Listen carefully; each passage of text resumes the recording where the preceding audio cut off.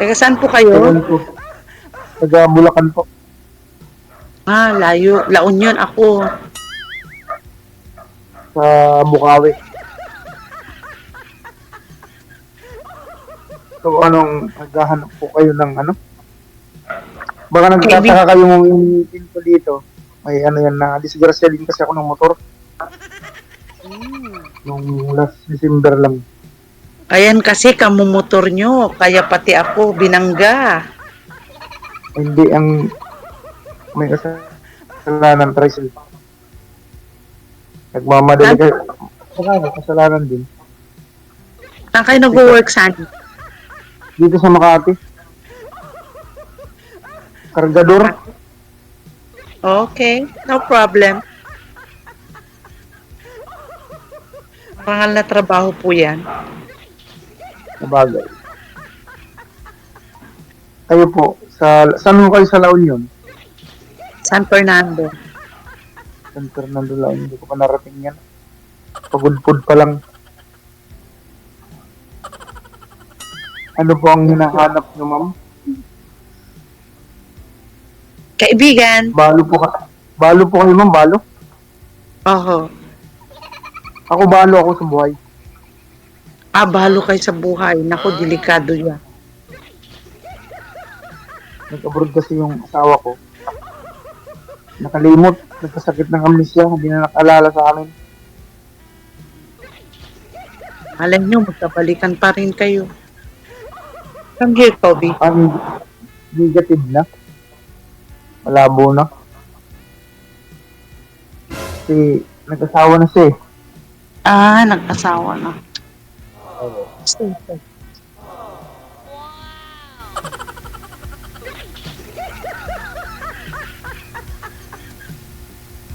Babalikan pa kayo noon. Ako hindi na babalik kasi patay na. O siyempre malo ka eh. Pag hindi na. Kasi kung babalik pa, noon pa.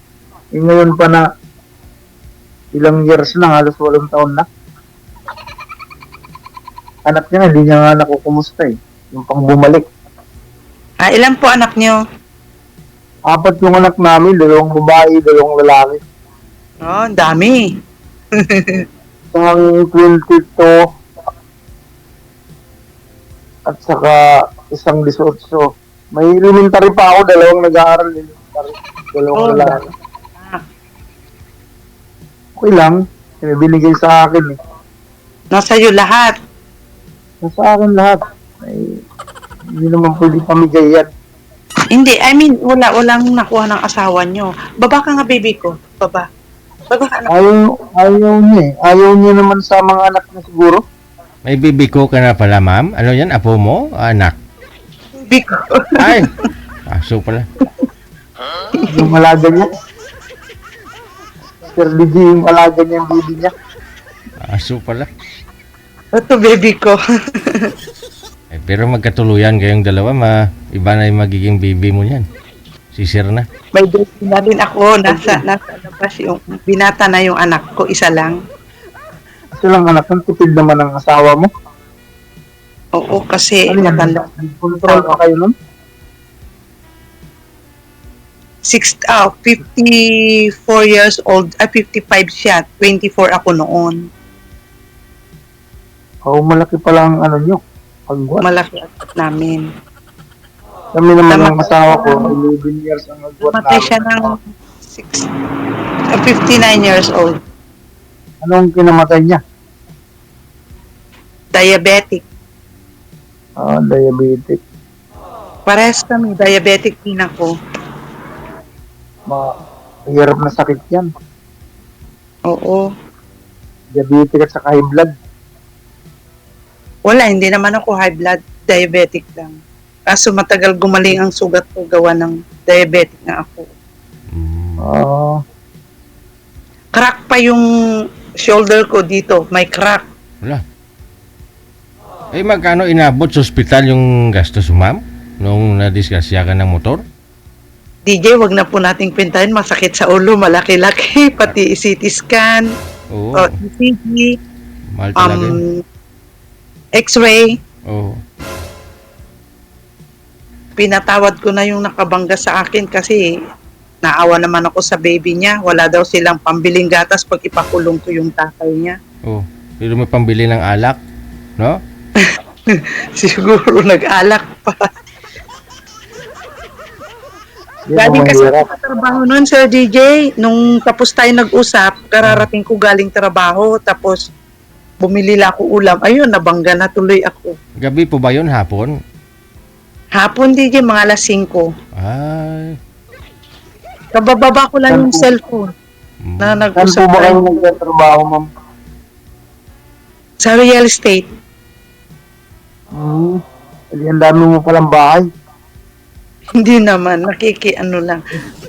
Real estate, eh. Katrabaho lang ng maayos para ayun naman. May bahay ako sa San Pedro, Laguna. Layo nun, ah.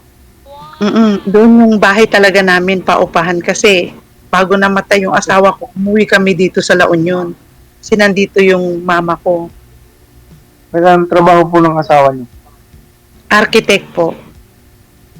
Architect, malupit pala. Wala na, matay na. Ligan hanggang doon na lang siya, eh. Pero mahirap din hanapin ng katulad niya. Gusto ko sana yung maida, gusto ko yung mga 70, Ay, ganun gusto ko. Katulad ng asawa ko, 70. Hindi naman ako architect, eh. Ayoko ng bata na, gusto ko yung mas may edad. Mga 60, 70, ganun. paano kung diabetic na naman? Hindi na tatayo yung ano nun, yung tuhod. So, DJ, Hindi na kaya. aalagaan ko na naman, nakatulad ng pag-aalaga ko sa asawa ko. Ah, taga-alaga pala yung alagain pala nito hinahanap, sir. Hindi kasi, Sir DJ, takot na rin kasi ako maloko. Gusto ko yung stick to one lang, gusto ko yung isang asawa lang, ayoko ng iba-iba. Bakit ba kapag diabetic, stick to one po ba yung pag diabetic?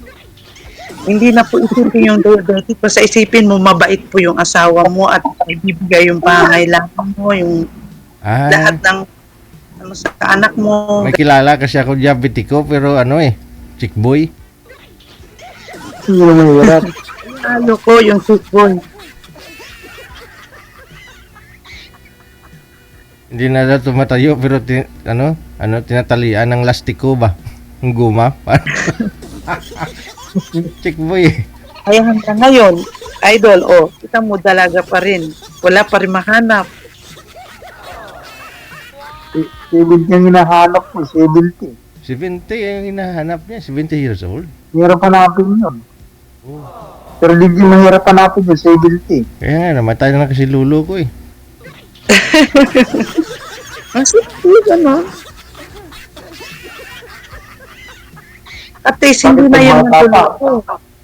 Hindi na sa chick boy. Pag bata pa, manluloko pala. Hindi naman lahat. Ayun. Kaso lang siyempre, gusto ko lang yung stick to one lang. Eh, sa tingin mo ba, hindi ako stick to one? Hindi ako stick to one, di. Nag-asawa na rin ako. Oo. May mga bata din na stick to one din ah. Tanggol ang sarili. Hindi, unless magbubot ng sarili. Sinasabi ko lang totoo. Sige.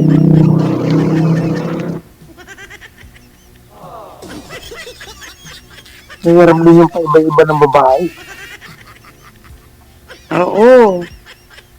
Kasi makakarma din pag ganyan, paiba-iba, pag nanloloko kayo, mahirap yung ganon. Mas maganda yung maghanap na lang kayo yung mag-aalaga, yung asikasuhin kayo habang nagtatrabaho kayo, ganon.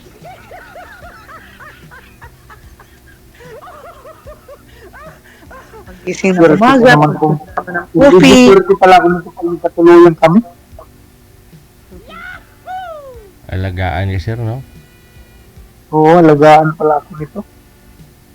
Wow. Pagsisilbihan kasi asawa nga siyempre, asikasuhin. Oo naman. Wow. Alangan habang nagtatrabaho yung asawa mo, pabayaan mo naman. Hindi alagaan mo rin Kasi yung lalaki ang nagtatrabaho Sabagay.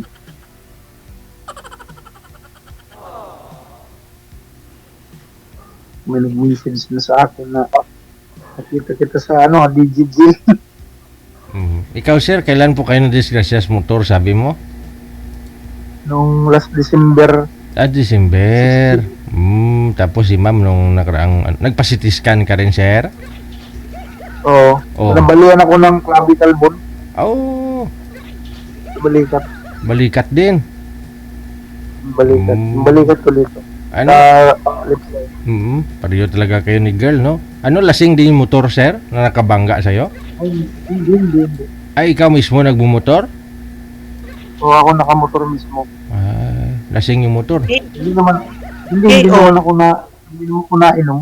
Oh. Ito paglalabas ako kasi crack nga yung sa kamay ko. Mm. Ito yung parang kamay ko. Eh, sa akin, nilagyan ng Bakal. brace yung ko. Tapos, simula nun, hindi naman na. Basta naiangat ko na yung kamay ko. Therapy lang. Hindi ko maitaas ang ganyan. Masakit. Eh, kailangan i-therapy yan. Titirapi mo yan, ma'am. Kailangan may tagal. Ma-opera sana. Kaso hindi ako pumayag ma-opera. Dami ng gastos. Ano, Opera. Hindi, ang akin naman, pinapili ako ng doktor. Kung may crack yung buto, operahin. Pinakita sa x-ray, wala naman crack. Kasi yung may durog kasi talim palang buto yan, tutugat sa balat o sa laman. Yun ang operahin. Hindi naman. Kaya, hindi na ako nagpa-opera. Isang buwan nga lang, bumalik na ako sa trabaho. After 1 month. Kasi kung hindi ako magtatrabaho, Medyo gugutom matagal-tagal. yung mga anak. December ka pa. Ako bago na. Tatapos lang namin nag-usap ni DJ. Sana nagtagal pa tayo nung nag-usap DJ para hindi ako umalis. Hindi sana ako na. Di 2 months pa lang. August, September, October. Tinulungan mo Bago pa lang nga, pala. DJ, yung kausap kong matanda. Tinulungan mo, dinalan mo pa yun ng pagkain. Sabi mo kasi antayin mo siya. Antayin ka niya. Si kumpare ko, Chudoro, sa San Jose del Monte. Oh. Yung may sakit din, DJ, yung may diabetic din yata. Yun, tapos namin nag-usap. Ayun pala yung partner mo that time. Si kumpare ko, Chudoro. Hindi kasi sabi niya, nung pumunta ako doon sa kanya, sabi niya kakatapos lang namin mag-usap, DJ. Sabi niya, kakatapos yun lang daw po mag-usap that time nung pumunta ako doon sa kanya, di ba nung tapos ko ng programa, nung bumaba ako, diretso ako doon sa kanya, no? Doon sa San Jose del Monte. Pagdating ko doon, sabi niya kakatapos yun lang daw mag-usap dalawa. Oo, sinabi. Oo, nag-usap na po. Tapos, ayun, nung nalaman na niya na aksidente ako, wala na, blinak na niya ako. Ay, may black ka niya. Nakita ko yung mukha ko kasi nung bagong aksidente, Sir GJ, yung talagang nakita niya yung mata ko ganyan. Oh. Nakita niya lahat. Yung duguan ako. Wala na. Natakot na. Ay, ganon? Natakot. Ay, black ka ni kumpare ko Chuduro. 75 years old po yun si kumpare ko Chuduro. Pero sinabi niya po yun, ma'am, nangupahan lang daw siya. Ano yun? Sabi niya, ilang palapag bahay nun, ma'am? Ilang unit yung apartment nun? Nasa mahigit 30 yata Oo, pumunta ako doon. Oo, swerte ka sana, ma'am. Kasi binibinta niya yung bahay niya na yun, yung apartment niya. Parang 12 million yata yun. Edi, kung agent ka ngayon, pag ikaw makabinta nun, may 6% ka. 5. Laki ng Natakot sa akin. Aksidente ako, blinak ako. Nakita niyang duguan yung mukha ko. Na-black na niya ako.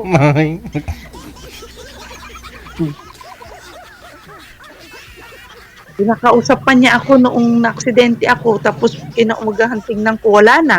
Black ka na? Black na. Ay, pero nanonood yun si kumpare ko Chuduro. Kumpare Chuduro, ba't mo naman black to si madam? Baka isipin niya, malaking gastusin to, na-aksidente.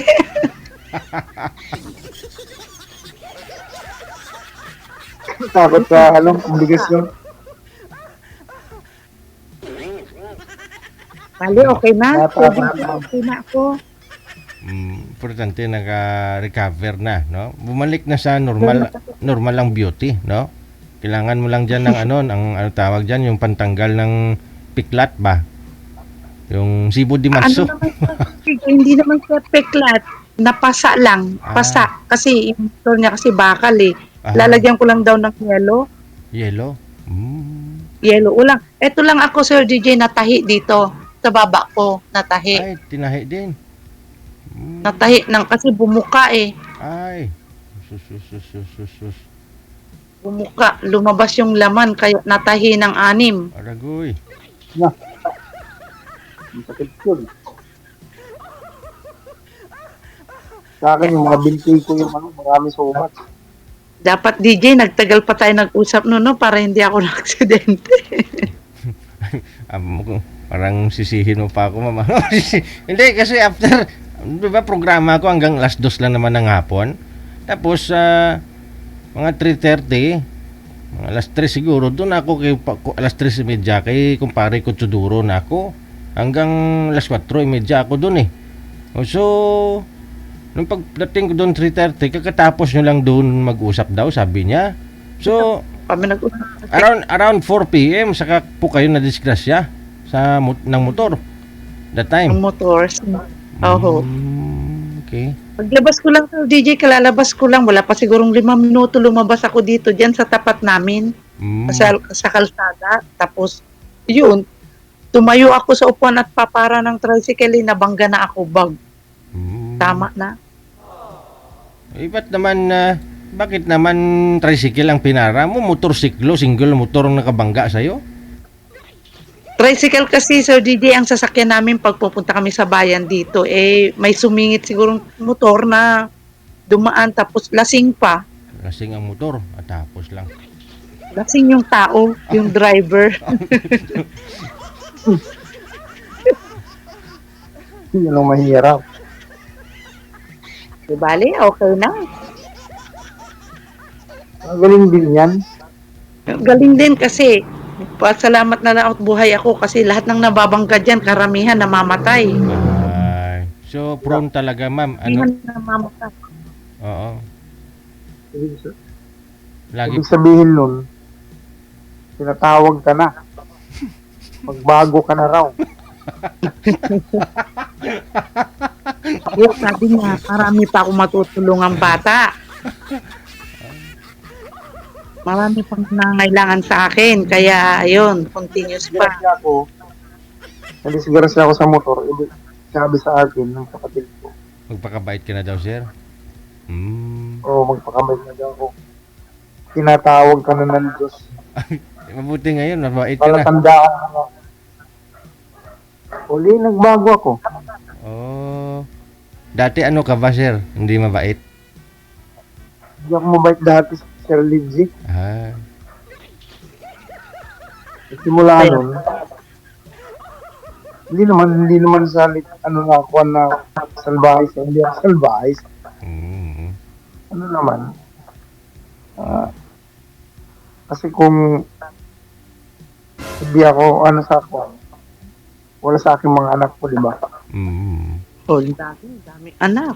Tapos pag makahanap ka pa ng asawa, another anak ulit na. Magbago ka na, wag mo nang dagdagan. Hindi naman ayaw ko nang magkaroon ng anak. Magkaroon ako ng asawa. Bakit, ma'am? Pwede pa po ba? Makakabuo pa ba, ma'am? Ayaw pa ba bumuo? Wala na.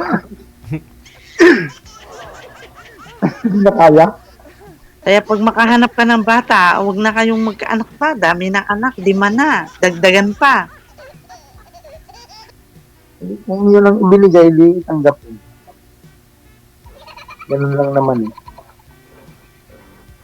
Di bali, okay lang, basta kaya. Di ba, sir? Basta kaya, sige. Kahit 10. Kahit 10 pa. Basta kaya niyong buhayin. Hindi. Pakainin kasi buhay na yun eh. May trabaho ka naman yata. Wala naman problema kung may trabaho ka. Pakabait ka na lang yan. Ano lang yung trabaho ko.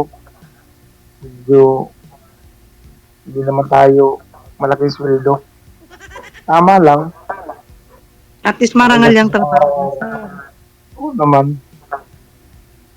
Tapos nagbibiyahe ako sa Joyride. Alam mo yung Joyride? Ano po yun? Yung single na motor. Yung mototaxi dito sa Maynila. Yung ano, Yung angkas, parang angkas Single man ba? na angkas angkas ganun yun, nga. angkas. So, Joyride naman yun. Mm. Pag out ko sa trabaho, bago umuwi, biyahe ako mga 3 biyahe. May pambili ng ulam, pambaon ng mga bata.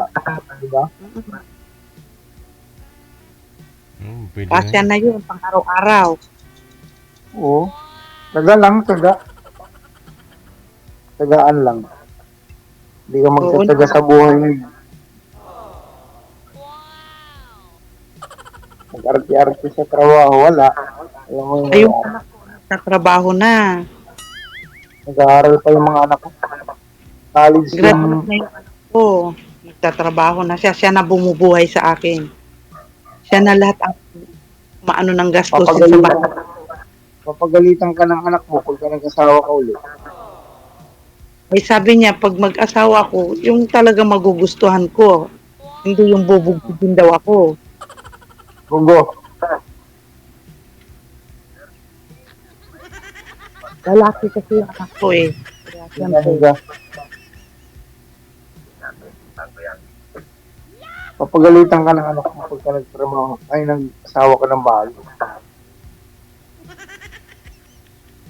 mag-asawa na lang ako ng foreigner.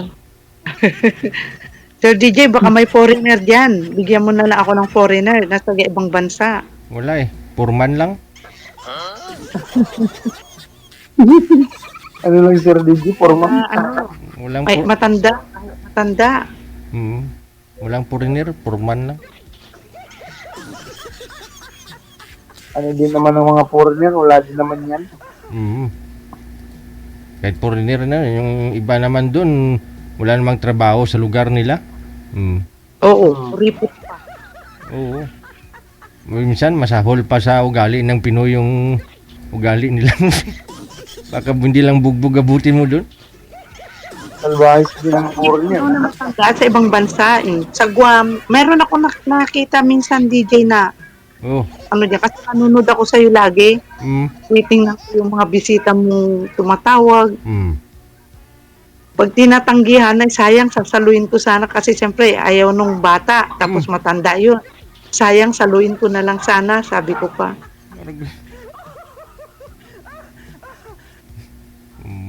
Lagi kaya ako nanonood niyan. Ang maganda panoorin kasi sa programa ni Sir DJ. Tawa ko ng tawa niyan pag ano.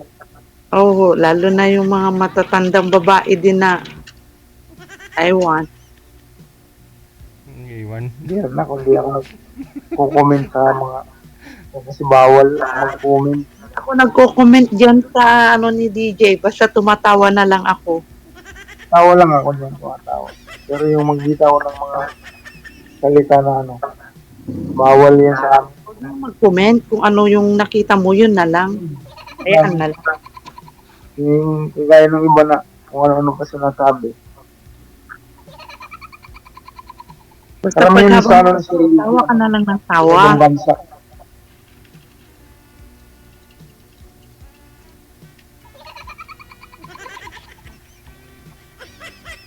Gusto mo talaga, ma'am, apam, ma'am? Oo, pag meron Apam daw, Sir DJ. Ako naman ayaw ko apam. Pilipina lang. Oo. Taga Pampanga, ma'am. Gusto mo? Gusto mo apam? Taga Pampanga? Pampanga at sa Angeles. Marami dyan mga apam sa Angeles, ma'am, ha? Marami. Lalo ngayon, may base militar na naman yata dyan. Sa Subic. Dami na naman yan. Di December pa naman ba? Oo, si DJ, pag December marami na naman dyan lalabas. Marami doon hapon, ma'am. Ha? Hapon. mga sundalo na Amerikano. Mm. Ang dami yan eh. Marami yan dyan. Angeles? Angeles, saka Subic. Ulongga po. Ang mga Dapat Pilipina kasi, ang mga Pilipina kasi gusto nila foreigner. Apam ang gusto nila. Mm. Pero yung ako na may edad na, hindi yung mga bata. Kasi pag mga bata, wala rin. Hindi rin. May mga nakilala din ako na may edad na rin ng mga apam yung asawa nila. Hindi rin sila, naghahanap pa rin sila ng magiging boyfriend na bata-bata. Kasi pag medyo may edad na daw na apam, di tali din naman daw. Hindi tali. Oo. Ano yan? Ano yan, Sir DJ? Kalabaw, di tali. hindi daw naninigas yung kung hindi talian, yung tuhod.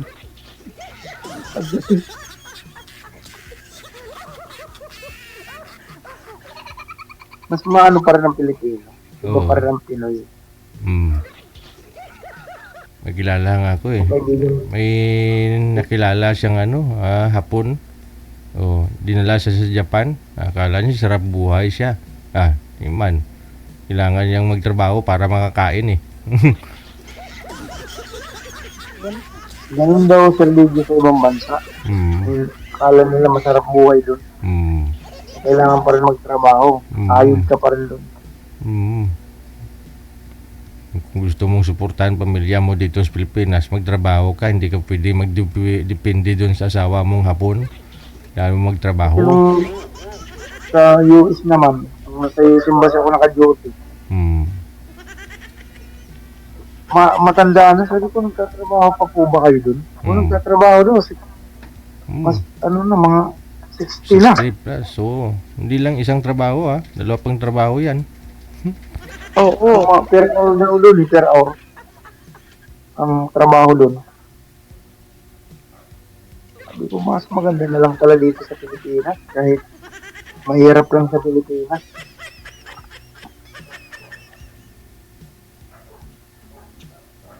Pinakayo ko sa lahat na mag-abroad din sa Saudi. Middle East, ayaw ko yan.